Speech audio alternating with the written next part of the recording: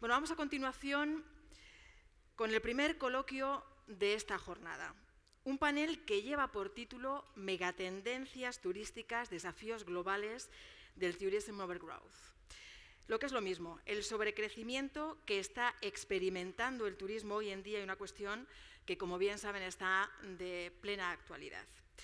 En este panel van a participar, y pediría ya que fueran subiendo hacia el escenario, Lamia Kamal Chaoui, que es directora general de Emprendimiento, Pymes, Desarrollo Local y Turismo de la OCDE.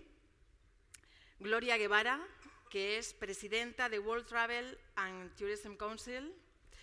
Y Zurab Polo-Lekashvili, que repite también en este escenario, secretario general de la Organización Mundial del Turismo. Modera este panel José Luis Zoreda, que es vicepresidente ejecutivo de Exceltur. Por favor, un aplauso. Adelante.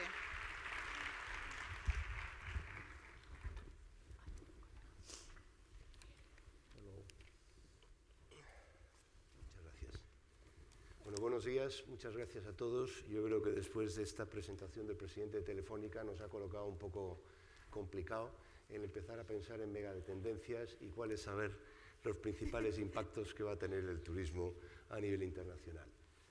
Me van a perdonar que por respeto a doña Lamia Kamal esta intervención, este coloquio tendrá dos partes. Una primera hablaremos en inglés y una segunda terminaremos hablando en castellano. En cualquier caso, es un privilegio tener no solamente la primera intervención del secretario general en un foro turístico, sino la primera vez que se reúnen los tres máximos líderes de las tres principales instituciones del mundo competentes sobre turismo en un foro, y muchas gracias por haber aceptado esta invitación. I think it's the right timing at the start of the year to have the opportunity of having three personalities like you three to set up the scene, devising what can be the megatrends that may shape, reshape, or condition the course of the industry in the coming years. The second part of the panel will deal how to manage with tourism success that we're definitely experiencing in Spain, and how to make a proper analysis on managing future growth and how to accommodate better with the view and the various challenges we have. But not without any further introduction, I would like to start asking Lamia, I know that from OCDE you have worked quite strongly on the various megatrends that from your point of view will affect tourism in the short, medium term. Can you provide us with your insights on that? Sure, thank you very much, José Luis. It's true that it's very, very difficult to speak up after the representative of Telefónica. We won't invite him anymore. You gave a fantastic presentation, but also a very scary one. Yes, again, thanks a lot for the invitation. Exceltur is a very important partner of the OECD. But before responding to your question, I would like to mention a very important fact. I'm sharing this panel with two representatives of international organizations dealing exclusively with tourism, while the OECD is serving public policy makers. It's an intergovernmental organization, and it's multidisciplinary. The OECD has been one of the first that has started to work on tourism in 1948. We have a dedicated tourism committee, but we are dealing with all public policy areas. And what I would like, why I mentioned this fact, it's because, it's easy to convince people representing the tourism sector about the importance of tourism. But what we're trying to do is to convince the other actors in other policy cycles. And it's not a given. I mean, it's very poorly recognized, it's poorly understood, and it's very poorly documented. So this is something that we have been trying to do. I think other policymakers are not aware about the importance of tourism and the importance of, the impact of this type of megatrends will have on tourism. And of course, I can start with dropping some numbers, I know you have just released some numbers about the recent growth in global tourism arrivals, 7%. But for instance, we saw that there has been a doubling of global expenditure since 2000. representing 7% of global export in goods and services. Every 2 years, we produce an important publication that I'm going to offer you one here, where we document about trends and policy in OECD countries, you know, one for you and one for you. And in this report, we document the fact that, for instance, tourism represents 5% of GDP, 7% of employment, and 1/4 of service exports. But in countries like Greece, we're talking about 20% of GDP. So this is really important. And of course, we all say that, you know, it's an important driver of growth and job creation. But this is not a given everywhere. This is not. This does not trickle down to all type of territories within countries. So it's important to, of course, to take into account these mega trends, because they are going to change, you know, what we're doing to. So which are these big changes? Well, we are facing new type of consumers. We have to recognize the importance of the rise of new arrivals from Asian countries, China, but also other Asian countries. Emerging economy destinations are projected to double the rate as compared to advanced economies. This is important for countries like Spain. We also need to take into account that the fact that with the aging population, we will have to address a new type of clients. The seniors are going to be much more important. This is important for the type of offer. New players, we have been talking about, of course, the digital platforms, which are completely revolutionizing the traditional business model. But also, you know, other links, other many challenges, links with, you know, strong growth in some part, and I know we're going to deal with that later on and in the afternoon. But also the pressures on local communities, climate change, the rise of terrorism, natural disaster, and so on. So we have identified 4 big mega trends. In the OECD, we have been doing that in all policy areas, 4 big mega trends related to tourism specifically. The first one is the evolving demand, the changing demographics. I just spoke about, you know, new actors that are going to be mainly located in Asia and in emerging market economies, especially in Asia Pacific, but also the fact that there is a rise of the global middle class, which 40% is happening in Asia, actually. So more people will spend on tourism, but different type of people. Aging, the number of seniors, I just mentioned that. This, of course, offers really tremendous opportunities, but this means that countries will have to adapt their public policy, and already some countries are doing that. For instance, I'm thinking about New Zealand. They know that now they have, you know, to provide targeted service to attract the Chinese. This is important to me. The second mega trend is about new technology. Very difficult, again, to speak after the presentation of the representative of Telefónica, but we know that, you know, it offers tremendous opportunities, as he mentioned. It will make travel more affordable, more accessible, more simpler. But on the other hand, it will raise a lot of new challenges. Everybody's talking about, you know, the fact that the collaborative platforms, the development of collaborative platforms is presenting key challenge to the traditional industries.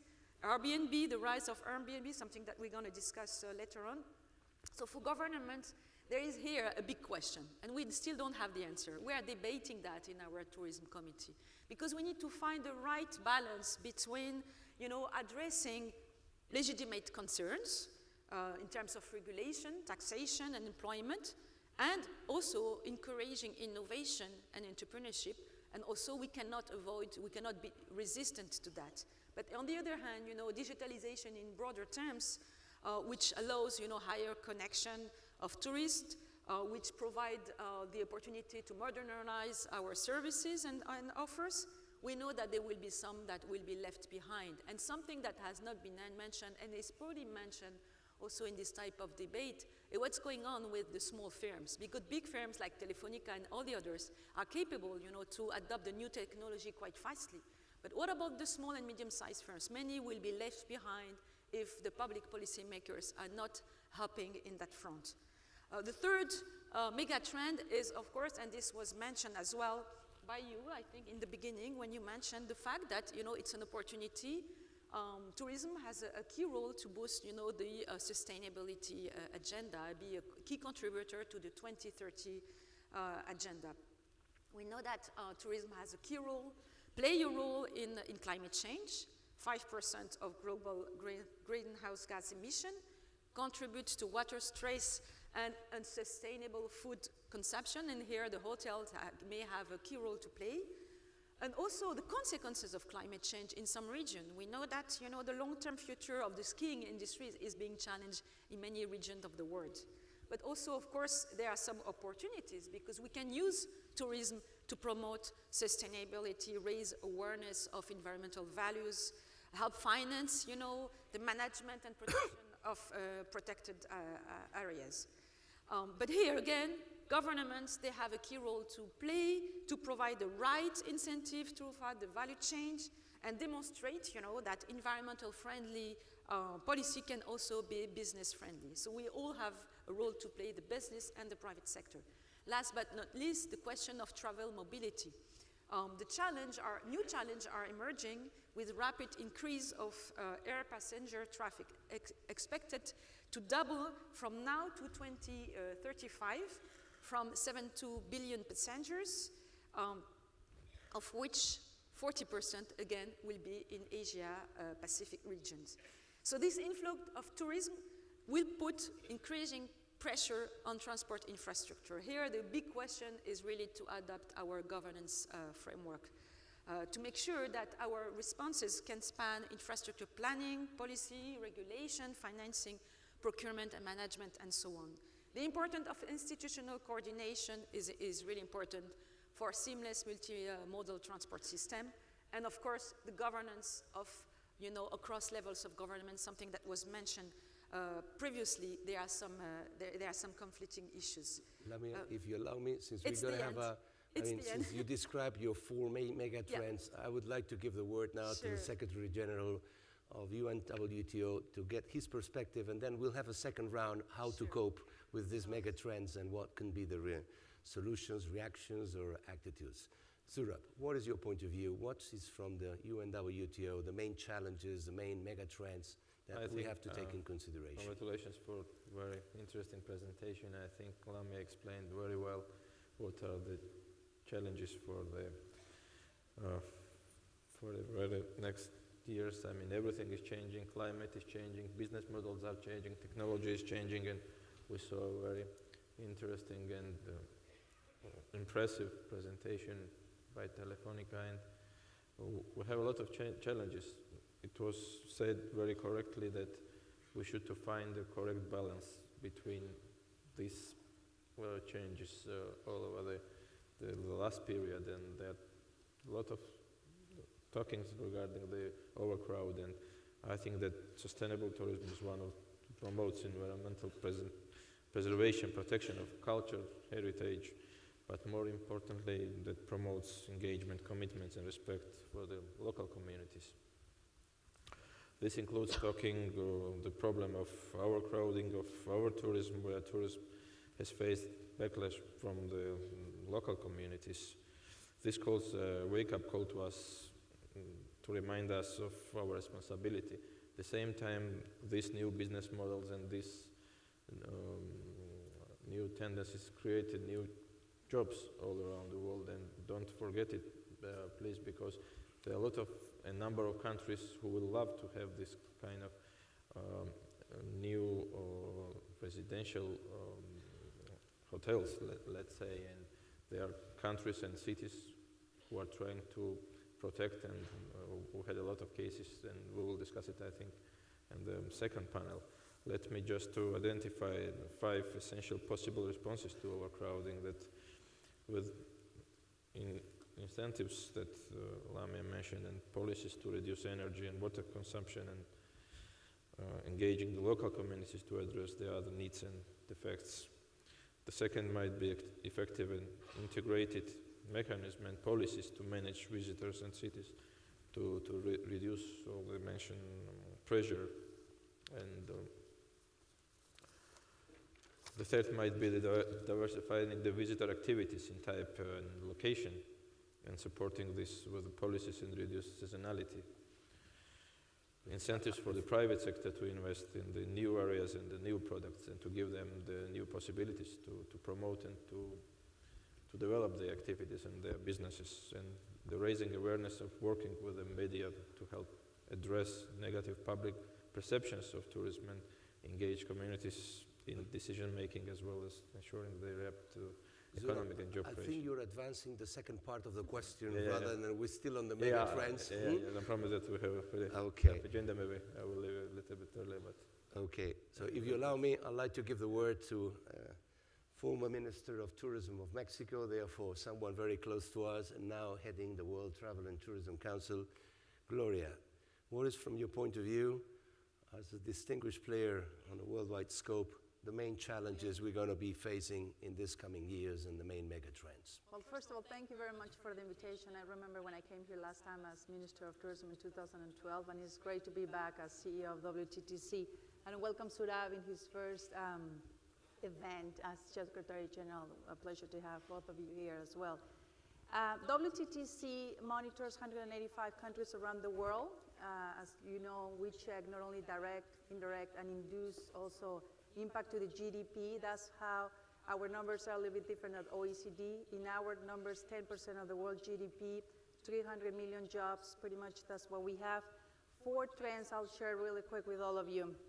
And I think Jose Maria already gave my presentation as I was going over, and also Minister Nadal. The first one I would say for us is security. That's one trend that we see that we need to have in the center. The financial world, the telecom world, they're already working a lot in security. Travel and tourism needs to work more on that.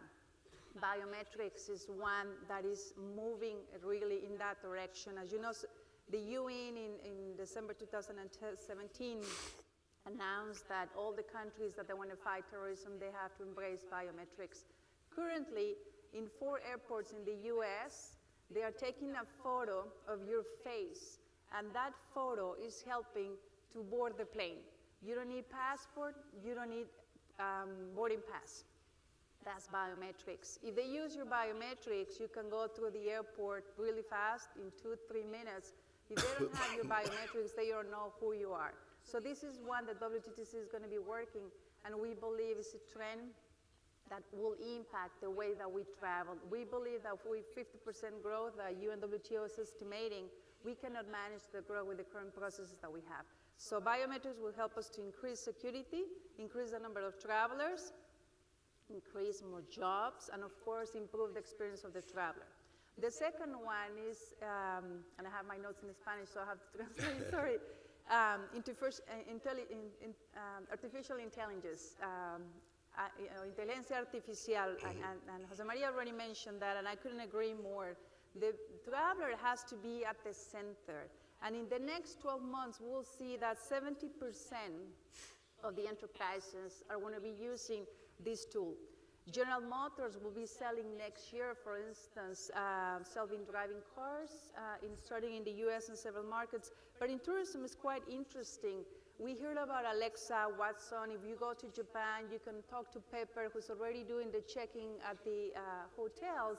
But this is something that is going to impact our industry big time in combination with big data and also the use of the information. We have the information. No one has the amount of information that our industry has. We have to use it in conjunction with intelligence artificial. The third one that I have is VR, AR.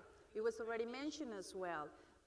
VR and AR is an industry that is projected to be $27 billion in the next 4 years. It's helpful for promoting destinations. You can place your goggles and see how Sevilla is and try to book a specific hotel and try to book a specific destination and plan your trip in advance. Now, AR is a different thing. I have to tell you, for instance, I have a son. He's 11-year-old, and he always wanted to go to the Coliseum because he saw this movie about the gladiators. And mother, take me there, take me there. Finally, we went there.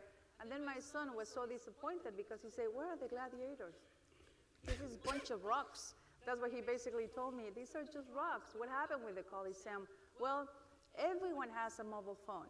With a mobile phone, you can place your phone, and with AR, you can see exactly how it was in the past, the Coliseum. That's improving the experience. That's a huge trend that we will see more and more. I can easily see that in the Maya ruins. If you go to the Mexico, for instance, we like to see how they were living, the Mayas, and how they were climbing all the way up, and seeing what was going on in Chichen Itza. Absolutely, that's AR. The third one, as I say, is VR, AR, and the mobile and the iPads are making that happen. And the fourth one is the changes in demographics. It was mentioned a little bit, but we need to keep in mind the millennials and the new generations. According to Forbes, 2020, 75% of the working force are going to be millennials. And keep in mind that this is a new generation. They were born with the phone, pretty much. They were born with the iPad. They were born with the technology. They have no patience for downtown. They have no patience for hotels with no Wi-Fi, or Wi-Fi as it is called here. So this is a new generation that cares about the environment, cares about sustainability. This is a generation that wants unique experiences. We need to take really attention of that. And the most nice thing about this generation is that they travel. They don't want to wait until they're retired. They don't want to wait to have one vacation per year. They want to travel 5 or 6 times every year. And that's impacting our industry today. They book in their phone and they shop last minute. And this is a change in demographics. Many of them, they don't plan in advance. And of course, the middle class that we see raising, especially as it was mentioned already in Asia, that's another one very important that is impacting the trends. And we're looking who cares about sustainability and climate change as well. Well, thanks a lot. I think that since we are running short of time, I'll try to summarize very simply and think that basically your coincidence, like it couldn't be, other change in demographics is something that is going to reshape very much the industry. I just put in some slides which gave us a little bit of scope. The new technologies can give us the opportunity of redevising customer experiencing, putting the customer at the center, definitely. You have talked of artificial intelligence and artificial reality and virtual reality technology as a back driver, definitely. And you've talked about sustainability, which in very many occasions, sustainability is basically understood and envisaged as an environmental preocupación. And sustainability is also social sustainability. And I would like to bring now the second part of the question I would like to debate with you, that with your permission, I will go in Spanish because I would like to center it into the Spanish situation. Básicamente, la presión y los cambios demográficos nos van a situar en España en una nueva gestión, en un nuevo horizonte de gestión de movilidad de gente, de cómo atender a esta gente. Y de alguna manera yo quería tener el privilegio de trasladarles a ustedes primero una visión española de un problema que es esa gestión del éxito futuro. Podemos seguir creciendo de 82 a 100 millones, a 120 millones. ¿Ese es el camino? ¿Ese es el camino que la sociedad civil quiere en España? Esta es la mejor oportunidad para trasladar prosperidad al sector y de alguna manera una preocupación que también comparte la WTTC, que es un fenómeno que en inglés se ha etiquetado como overtourism, tourism overgrowth, pero que en España tiene una traducción en algunos casos con un palabra que no nos gusta, que es el de la turismofobia.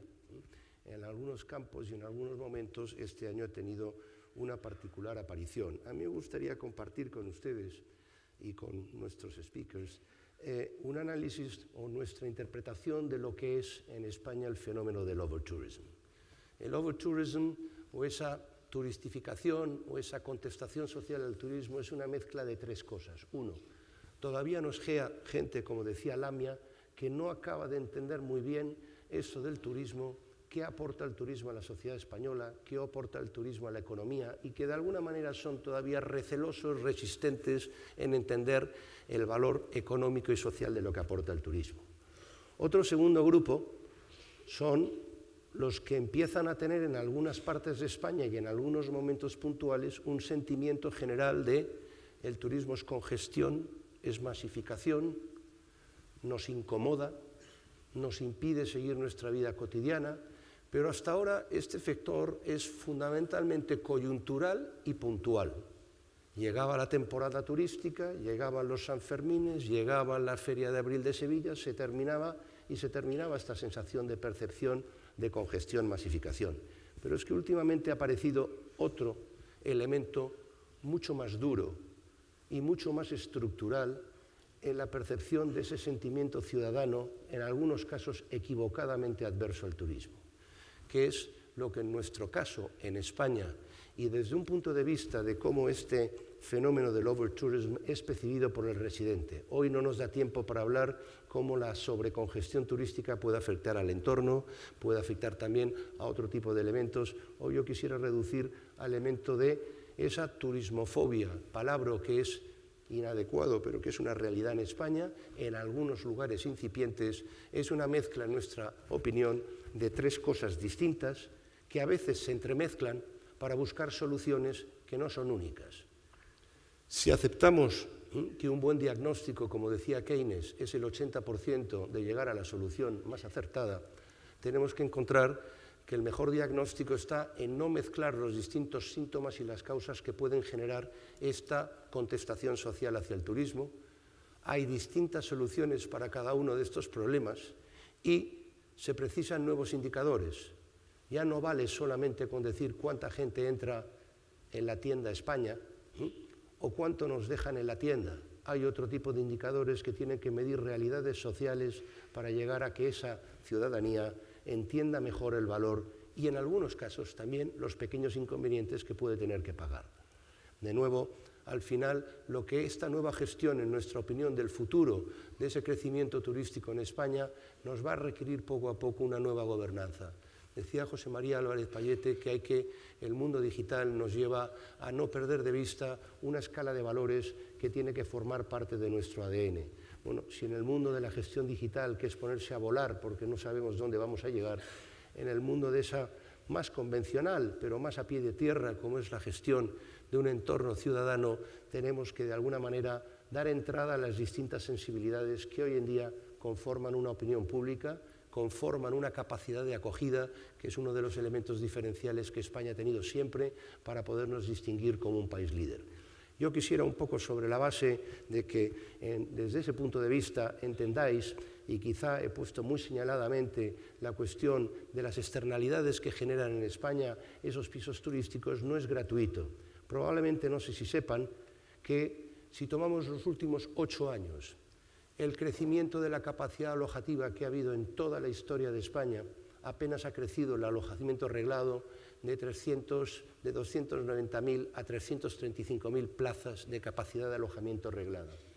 En apenas 8 años hemos pasado de prácticamente 0 a 473.000 plazas en viviendas de uso turístico, absolutamente, en su mayoría de los casos, economía sumergida. Esto nos lleva a este segundo gráfico que es muy revelador. Si calculamos la presión del número de turistas sobre el número de residentes de cada una de las principales ciudades españolas, vemos la que tiene mayor presión de turistas sobre ciudadanos es Granada, seguida de Barcelona, y lo que está coloreado en rojo y en verde es en dónde se están alojando los turistas en estas ciudades. Perdón, ¿es proporción dentro de hoteles? Sí, en verde es el porcentaje que se quedan en alojamientos tradicionales reglados y en rojo lo que se quedan en viviendas de uso turístico en donde su abrumadora mayoría no están ni regladas ni forman parte de la economía real, sino de la economía sumergida. Si tenemos en cuenta estas realidades estructurales, podemos entender que en algunas partes de España estamos bordeando las líneas rojas de lo que podemos esperar de una ciudadanía que está enfrentándose a una realidad en cuanto al uso de alojamientos que dista mucho, en algunos casos, de la deseable o de que compartan que les está mejorando su calidad de vida. De hecho, probablemente hoy los principales grupos de opinión que estén cuestionando este modelo, no por el modelo, sino por la manera como tenemos regulada y la impunidad con la que se está desarrollando, es la propia ciudadanía.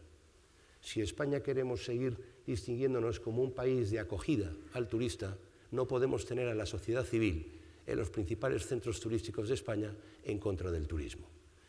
Estas realidades obviamente son distintas en distintas partes del mundo y por lo tanto no hay fórmulas mágicas, pero sí me gustaría un poquito tener alguna valoración. Gloria, en este caso, voy a empezar en sentido inverso, habéis trabajado mucho en lo que es la gestión del overtourism, los distintos aspectos en los que se puede mejorar, probablemente más bien los dos primeros, que son cómo gestionar mejor destinos, en definitiva lo que tú empezabas a apuntar antes y que me ha permitido cortarte. Pero si me permites, Gloria, alguna valoración desde tu punto de vista, cómo conseguir, y en este caso la pregunta es, destinos de éxito, países desarrollados, lugares con una gran marca turística que están empezando a tener problemas de congestión, saturación, ¿cómo lo hacemos? ¿Cómo visualizáis?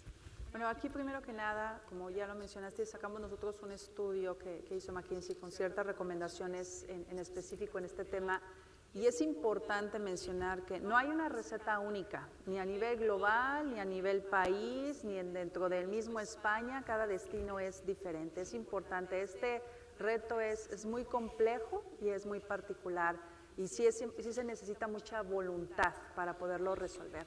Y cuando digo voluntad, es voluntad de ambos lados. Por una parte, hemos visto que se requiere voluntad del sector público para trabajar los 3 niveles de forma alineada en la legislación, en la aplicación de políticas, no solamente lo que se conoce como gobierno federal, sino comunidades y las municipalidades tienen que trabajar de forma coordinada. Esta legislación tiene que ser de forma coordinada en los diferentes niveles. En conjunto también trabajar con el sector privado y con la comunidad. Anteriormente nosotros hablábamos mucho de los PPPs, los Private Partner, Public Partnerships. Aquí estamos hablando en WTTC del PPC.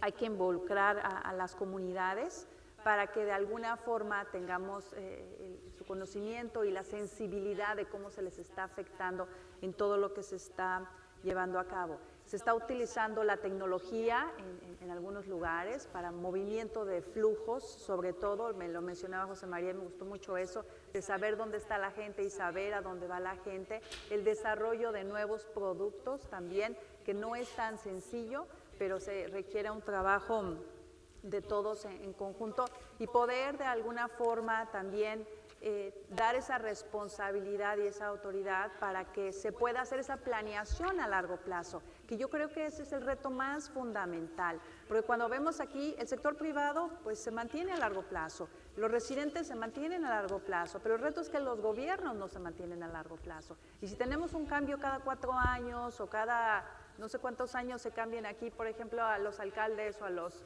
gobernantes de las comunidades que les llaman, que son como gobernadores en mi país, pues llegan y tratan de reinventar el hilo negro, como decimos nosotros, y es que complicamos todo de alguna forma y algo que se puede resolver, pues se vuelve a empezar otra vez. Entonces, esa coordinación entre esos 3 yo creo que es fundamental y es algo que salió como el estudio que hicimos, en los destinos que estamos viendo que esto está resolviéndose y que está avanzando, es porque existe una buena coordinación de los 3 niveles con el sector privado y con la comunidad. Muchas gracias. Lamia, what would you like to, o qué podrías comentar sobre esto? Yes, I think the problem that you have mentioned for Spain is not, of course, just for Spain. First, we have been seeing that in many other parts of the world, including in developing countries. And also, it's not new. It's not something new. I mean, we have seen tourism phobia in Venice, in Marrakesh, in Santorini, started a long time ago, even before, you know, the rise of Airbnb and so on, because it has led to environmental degradation. It has had impact sometimes on the cultural environment of the local communities. But also, it has pushed out many of the local residents outside because it increased prices of the properties. So this is not something new. It's just like the new technology and the emergence of the collaborative platforms. They have exacerbated the issue. Now, what's to do? Many things that were already mentioned by Gloria, the question of adapting the multi-level governance framework accordingly. I like very much the question, someone mentioned that this morning, I think it was the chair of Excel Tour, he said that we need to create the empathy for tourism. And the question here is that we should not take for granted the fact that tourism is a natural vehicle for inclusive growth. It does not happen automatically. So it's important that the tourism policy is part of an integrated approach to promote inclusive and sustainable growth. And one last point is about adapting regulation and legislation. The key issue is that it takes so much time to adapt regulation and legislation, whilst, you know, the path of change of you know, the new forms of collaborative right from and other offers are much more rapid. So it's really the key challenge. I think we need to work more exchanging best practice across countries and having this conversation at the global level, because this is a very important issue, not just for the local communities, but also, you know, can create some political impact in some regions in other parts of the world. Zurab.